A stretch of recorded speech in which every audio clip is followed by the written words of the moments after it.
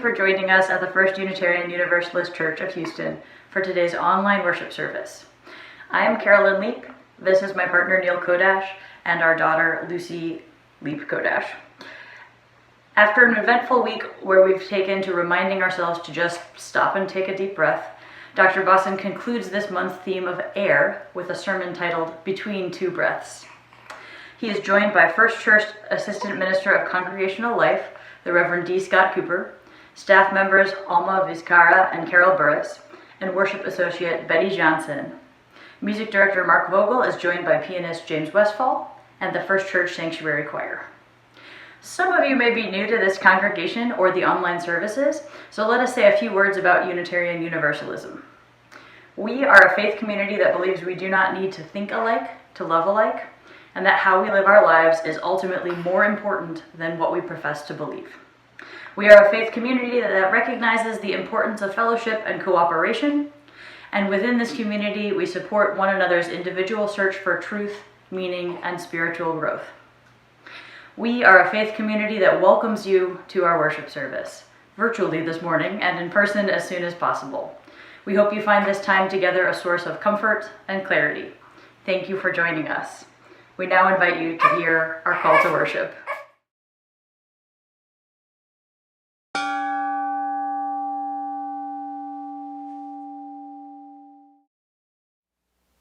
The good sun shines. The sky turns blue.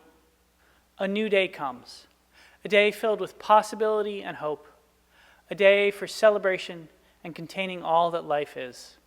Some joy, some sorrow, some pain, some healing, and some beauty. It is the day that has been given. It is the only day that is. Let us be present to it, the eternal now, and in doing so, let us open ourselves to the holy. The good sun shines. The sky turns blue. Come, friends, let us worship together.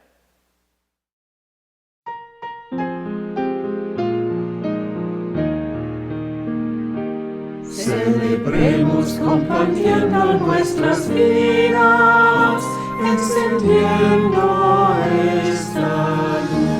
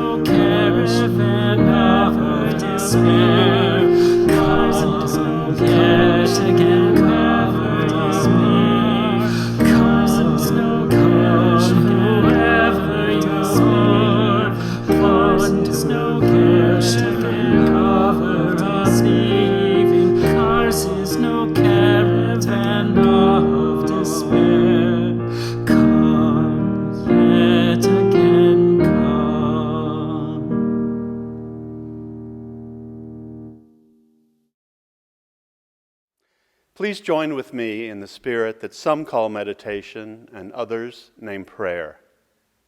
Make yourself comfortable. Relax. Take one deep breath and then another. Open your mind. Open your heart. This has been a week that we have long anticipated and then found ourselves continuing to wait in unanticipated liminal space. We found ourselves looking for an answer, an end to the wondering and waiting, yet we continued to wait. At a threshold, not sure what was beyond. And when the weekend arrived, we received an answer, yet wondered which questions remain. Spirit of life and love, God of many names, and mystery beyond all our naming. We give thanks for helping us through a difficult week and a difficult year. You have provided community for us to rely on when things become difficult. You have allowed us to be there for others when things become difficult. Because the pandemic continues, we ask that you bring comfort and healing to those who have fallen ill, those who are caring for them, and those who want to be with them but can't. Please help us remain diligent as we take precautions. We are entering into the traditional holiday season, but one unlike those we have known before. Holidays revolve around gathering with family and friends, and that will be very different this year.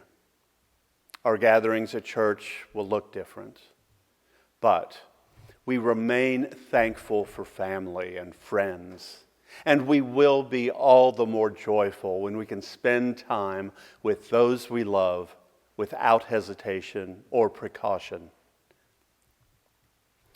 We pray in the names of all those known and unknown, present and absent, remembered and forgotten. We pray in the names of all helpers of humankind. May the congregation, absent in body, though present in spirit, say Amen. We pause now together to lift up that which sits heavy and light on our hearts. Our prayers and good wishes are with Joan Waddell, who is in the hospital. We look forward to her renewed health. Peggy Harvey has surgery scheduled for later in the week. We send our positive energy for a quick recovery. I invite you now to say the name or bring to mind those you wish to be held by the loving embrace of this religious community. They are part of the great cloud of witness and memory, and we will, even if we do not know their names, hold them in our hearts.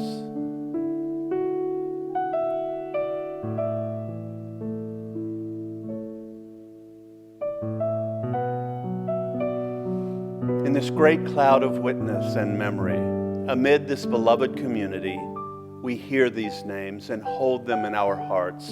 Let us remember the suffering and joy amid and among our community that we do not know.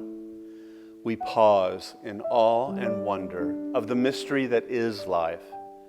In the spirit of love, in the spirit of hope, and in the spirit of compassion, I invite each of you to enter into a time of silent prayer, meditation, or reflection.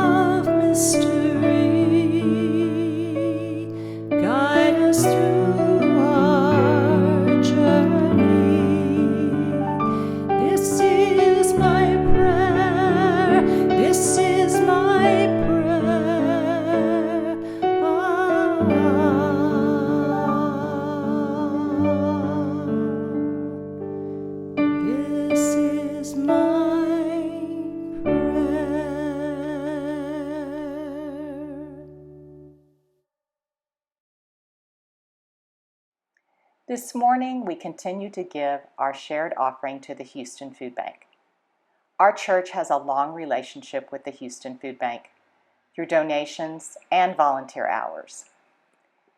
One example is that 3 years ago, on Martin Luther King Day weekend, about 50 Unitarian Universalist youth and their adult advisors gathered in Houston for a regional rally.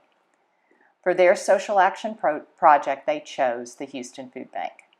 They carpooled over, they unpacked, sorted, and repacked groceries to go to local food pantries and other community partners. And after they completed their morning of work, our youth were told that they were the hardest working youth group serving their organization for as long as the coordinators could remember. We were very proud of our youth for their diligence and accomplishment.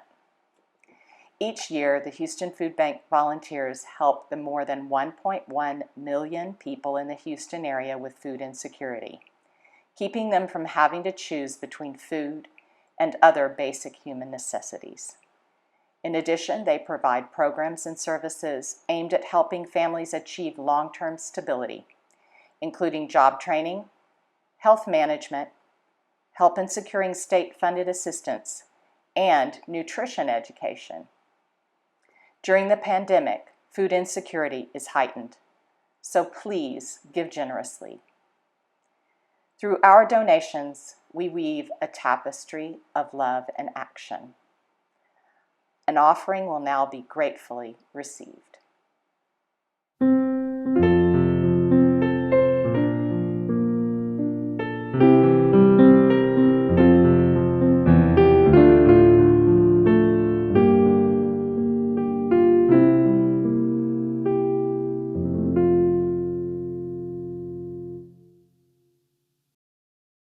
Our first reading is Breathing Landscape by Muriel Rukeyser.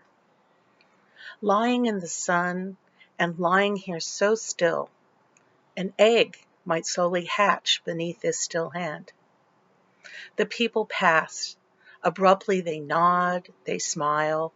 Trailed in the air, silence follows their faces. I know lying how the hills are fixed, and the day moon runs at the head of the fixed hills.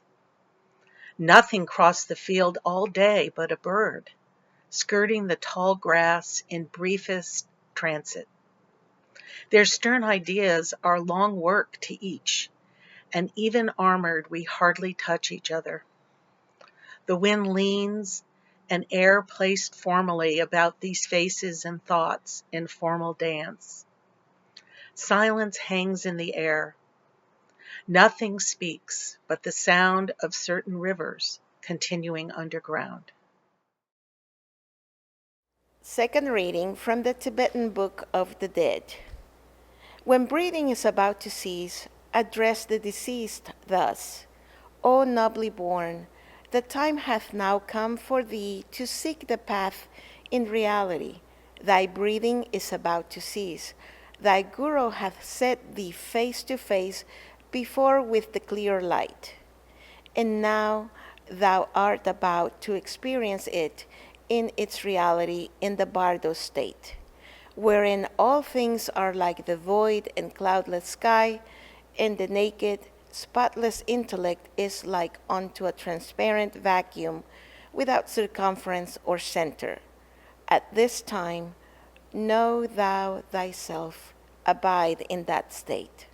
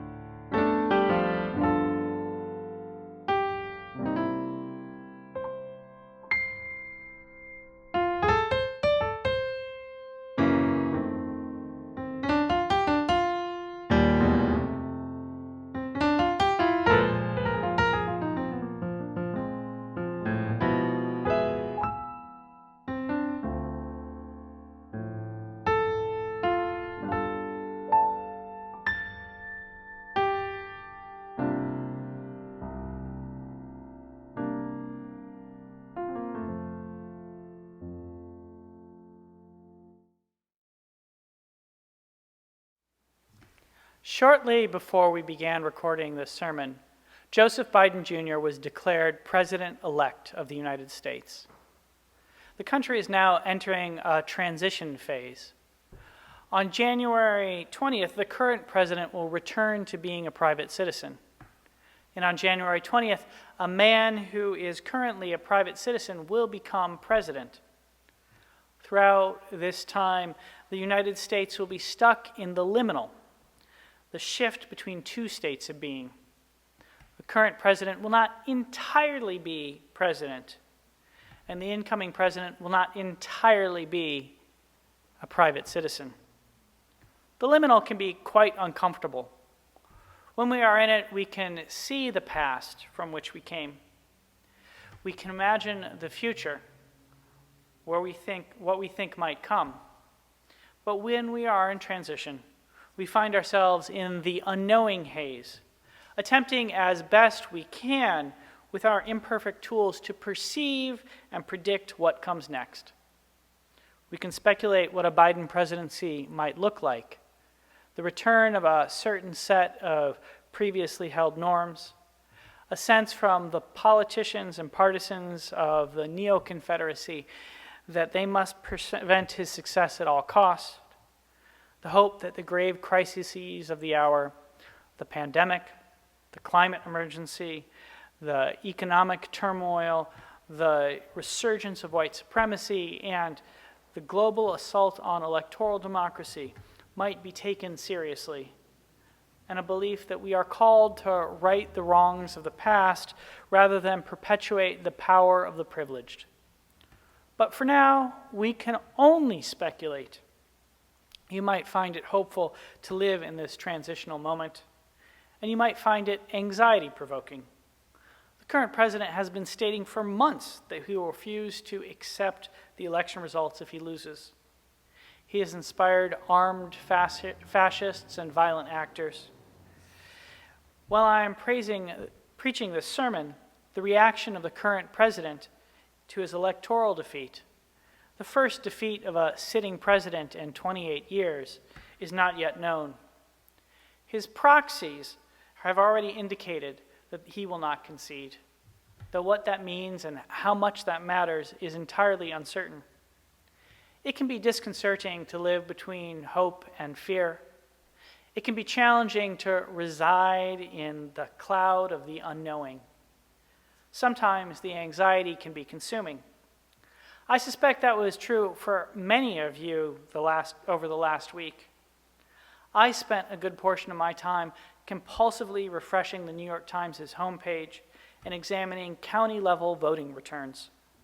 I felt a need to know the future, the outcome of the election, and so I wasted entirely too much energy trying to soothe myself, trying to avoid the liminal by calculating what the percentage of outstanding absentee ballots in Clayton and Philadelphia counties meant about the future. This discomfort with the unknown and with transition is something that seems to be with us from an early age. If you've ever been around small children, you probably have some awareness of the challenge they can have with the liminal. When my own kids were young, family car rides were often punctured with the inevitable course of, "Dad, are we there yet?" Somehow it didn't seem to matter whether the journey we were on was from the house to a specialty grocery store on the other side of town, seeking out astafida, calachana, and chickpea flour to cook Indian cuisine, or looking for huitzilopoche and flor de calabaza to make quesadillas, or on a long trip to visit family outside of the state. The refrain was always the same. "Dad, are we there yet?"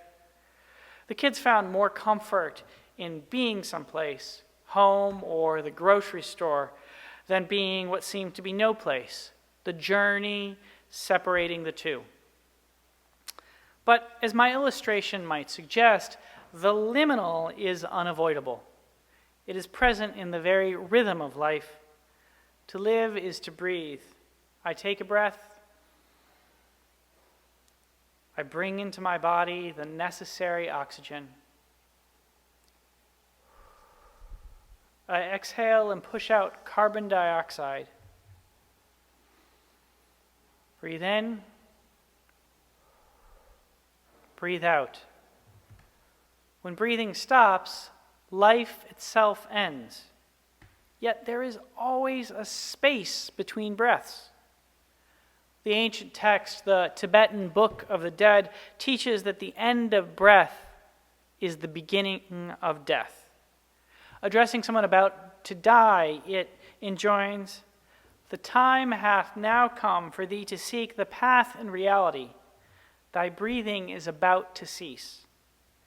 Thy breathing is forever about to cease. In life, even when we are far from the precipice of death, the cessation of breath is constant. We pause after each exhale before we inhale again. We experience a little death, a momentary break in our breathing, and then comes the next breath, the resumption of life, a small resurrection. The rhythm of our lives plays out in 3-3 time. Breathe in, breathe out, pause between. The rhythm of existence, life, death, resurrection. The very word spirit reminds us of this terrestrial music. We think of spirit as a synonym for soul, the life force, the essence of our being, or even being itself. As I mentioned last week, the word comes to us by way of the Latin spiritus, the action of breathing. Spirit is breath. Breath is spirit. By breathing, we bring in spirit, we become spirit, and then we exhale spirit. And then there is the connecting lull, the moment between. Try it. Breathe in, breathe out, and stop.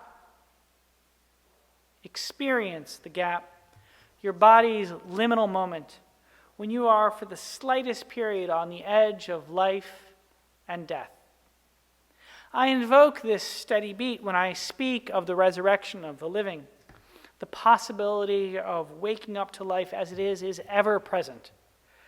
Breathe in, breathe out, discover the bridge between. Try prolonging your journey across that bridge. Breathe in, breathe out, and then do not breathe in again for only a moment.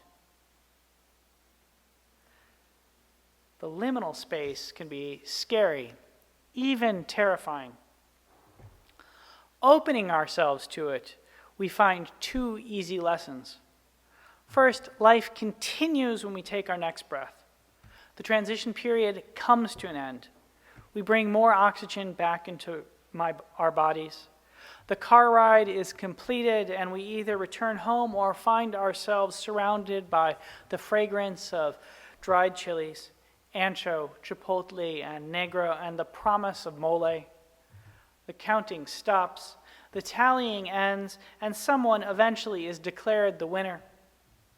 The lesson should remind us of why the many murders, police murders, of black people are so horrifying. We should hear the cry, "I can't breathe," not just as a statement about the brutality a police officer is inflicting upon another human being, a brother, a sister, a mother, an uncle, an aunt, a child, a friend, a cousin. We should hear in their cry the statement that the police officer is trying to destroy their spirit. Police violence is not just an act of physical violence. It is an act of spiritual violence.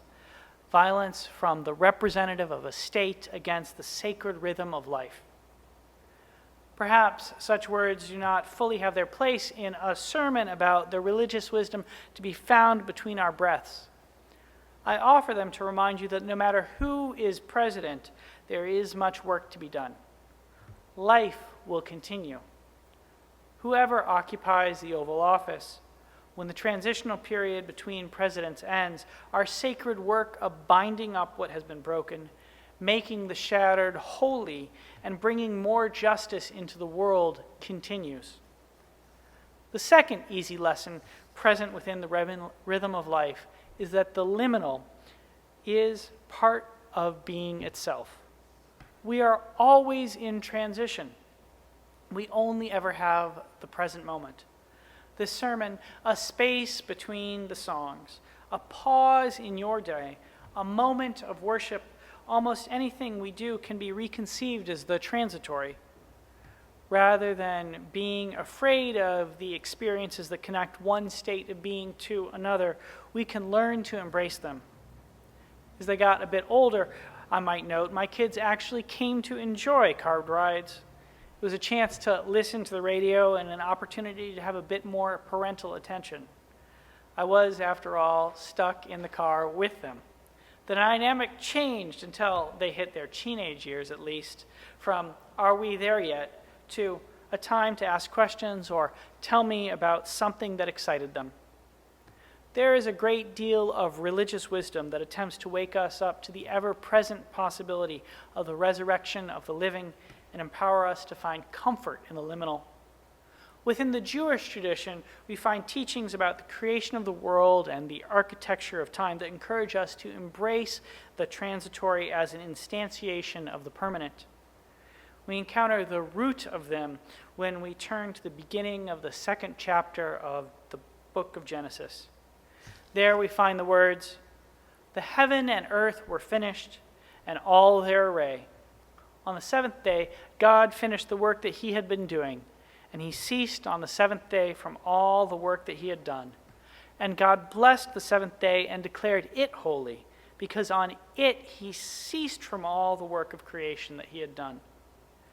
Reading the text, we learn that for the divine, it is not the period of creation or the period of work and activity that is declared holy. It is the time between, when all work has ceased and before it commences again, that is sacred. Abraham Joshua Heschel called us to recognize the higher goal of spiritual living is not to amass a wealth of information. It is to face sacred moments, time in between times, the gap separating breaths, the liminal space, facing these, embracing these. This is the goal of life that Heschel would point us to. Accepting their holiness is, he taught, the climax of living. It is an opportunity to peek into a window in eternity that opens in time. Life ends when breath stops. Life is transitory. We are stardust become conscious. The matter that comprises our body existed long before our awareness flowered into being. It will exist long after our consciousness travels to the undiscovered country, be it eternal oblivion, rebirth, another realm, or other liminality. Whatever happens, the sacred pause between breaths offers us a glimpse into the eternity which always edges alongside us. The eternal accompanying me. You held within the infinite. Our sense of being a mote within the vast sea of all that is, all that was, and all that shall be. We can embrace this reality, this truth, and find peace and even joy, or we can shrink from it in terror. Heschel offered this insight about the divine liminal. In it, he wrote, "We abandon our plebeian pursuits and reclaim our authentic state, partake of a blessedness in which we are what we are, regardless of whether we are learned or not, of whether our career is a success or a failure. It is independence of social conditions." When we reject the eternal presence of the liminal in our lives, we risk denying reality and succumbing to terror. I have thought on this as I have struggled to make sense of our political moment. In the United States, elections are liminal periods when the sovereignty of the country comes into question. Individuals vote. Their votes are tallied. The electoral votes are counted, and then someone is declared president-elect. The executive can shift, as it is now shifting from one person to another. We can embrace this transitional time and open ourselves up to the fundamental truth of human society. All governments require the consent of the governed. Or we can deny it and pretend in all foolishness that our political systems are something other than social structures put into place by human beings. On the one side, the democratic truth that political sovereignty and authority ultimately resides within you, within individual human beings, within our collective nous coming together.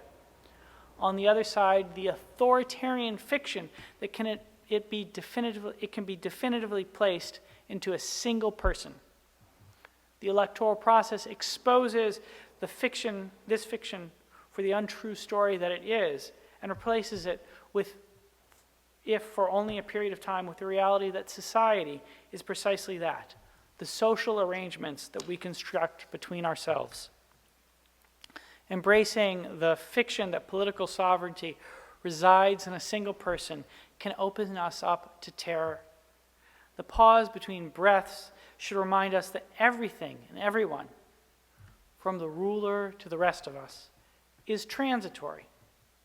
Human beings have unleashed much horror upon each other, trying to deny this reality. Over the years, scholars have written extensively about the human attempt to turn transitory governments into permanent ones. In ancient times, powerful people developed the concept of the king's two bodies. The king was the sovereign, the ruler who reigned over society. Society, many powerful people believed, needed a sovereign, a ruler to survive. And so, to ensure that society never faced oblivion, the sovereign was supposed to be eternal. The monarch was imagined as having two bodies: their natural body, their mortal body, and their political body, their eternal body. The natural body might die in age. Kings might come and go, but their political body existed forever. A claim captured in the statement, "The king is dead. Long live the king." The United States electoral system takes this dynamic and applies it to the presidency. The person who occupies the office occupies it for an allotted span. The office itself endures. During an election and during a transition period, throughout these liminal times, exactly who occupies the presidency, president's political body, is called into question. Ballots are cast and counted to answer that question. In ancient monarchies, there was great danger when the monarch confused their natural body with their political one. Such a delusion led to the English Civil War. Charles I forgot that he had both a natural and political body and went to war with Parliament to prove the divine rights of kings. Much bitterness ensued and tens of thousands of lives were lost. But the situation resolved when the king's natural body was, well, actually, we won't continue with that. It is my favorite prayer that the current president will not be allowed to confuse his natural body with his political one. I fear that he has. He seemed profoundly threatened by his own liminality when he stepped onto the stage during the first presidential debate. In that moment, before an audience of tens of millions, the president faced the president-elect, and he was for a moment just like Joe Biden, a natural man who aspired to the political body of the president. He was not in that moment, the person who occupied the political body he so clearly relished. His unacceptable behavior is a testament to how frightening he found the prospect of becoming a mortal citizen, the mere Donald John Trump, rather than enduring on in his mighty political body. The immediate rejection of the election's results by the current president and his allies suggests that they are deeply uncomfortable with the liminal and transitory. They appear to believe that the political power that they have accumulated in the last year should endure. The prominent evangelical preacher Franklin Graham has declared the election isn't over. Here in Texas, the senior minister of the giant First Baptist Dallas is encouraging the current president to contest the election and promising to preach a sermon today on how Christians should respond to Joe Biden's coming presidency. Such a rejection of the transitory nature of reality should be taken for what it is, a spurning of the sacred, the holy, the truth that our bodies, whether natural or political, come and go. The space between the knowledge that everything returns to the stardust from which it came is ever present. Recognizing that there is a gap between breaths reveals to us the resurrection of the living, the possibility that we might open up at any time to the beauty around us and our place within it. The gap between is present in the very rhythm of life. Breathe in, breathe out, pause. The gap between, the interim period, is a part of the cycle of electoral democracy. Dispute it and you risk refusing the continuity of the electoral process itself. Demand that the natural man continue in the political body after he has lost the election, and you will kill the political body itself. The presidency will die and be transformed into something else, something built on the lie that the natural body, the body of a single human being, is the same as the political body of the executive. I have faith in the human hands and human hearts at the center of the federal and state bureaucracies. I believe that the political body of the president is not threatened. I anticipate that the legal disputes around the election, all of which most experts indicate are frivolous, will be adjudicated quickly and will not change its outcome. I think that the political body will continue to breathe in, cast ballots, breathe out, count ballots, and honor the gap between, make the transition between the man who currently occupies the office and the one who soon will. I suspect that Biden's spokesman was correct when he said, "The United States government is perfectly capable of escorting trespassers out of the White House." I also have faith that you can open yourself up to the resurrection of the living, to the possibility of experiencing the eternal and communion with the sacred found between each breath you take. We are forever gifted with the opportunity to taste eternity before us. It's found in the very beat of being. We just need to avail ourselves of it. And that, this fine day, is my wish for you, my friends. May you open yourself to the space between breaths, the divine ever-present, the very rhythm of life that is always here in the liminal in which we are constantly placed. We might then discover the glory around us, celebrated so well in the words of the poet Muriel Rukeyser. Silence hangs in the air. Nothing speaks but the sound of certain rivers continuing underground. It is a glory to be experienced as much in the space between breaths, in the silence when the hills are fixed and the day moon runs at the heads of the fixed hills, as it is within the splendor of oxygen rushing through the body and carbon dioxide leaving the lungs. And so, on this liminal Sunday, in this transitory moment, in this time between times, in this opening the sacred, in this window into eternity, I invite you to breathe in, breathe out, pause, and experience the eternal. Amen, and blessed be.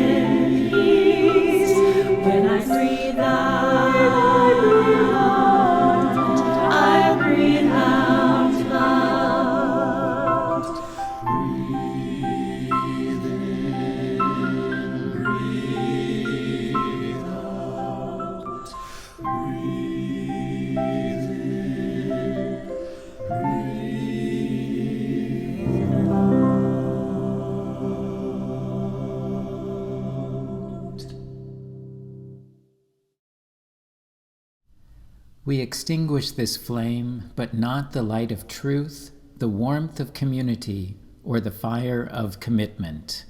These we carry in our hearts until we are together again. When I breathe in peace. When I breathe out love. May you inhale peace and exhale love and revel in the gaps between. Amen and blessed be. Hello, I'm Mark Vogel, Music Director here at First Church. If you've enjoyed the music in our online services, you might be interested in a new music subscription service we are offering.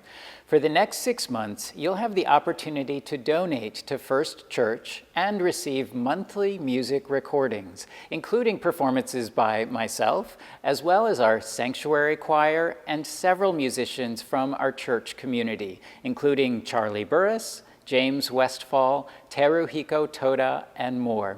This is your opportunity to get some of our favorite Unitarian Universalist songs right at your fingertips.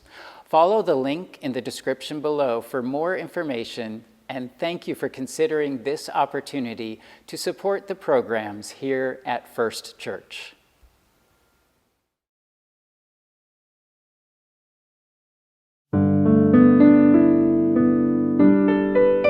While our church as buildings is closed, our church as people is still meeting, but now online. There are weekly and monthly offerings to keep you connected and engaged with our community.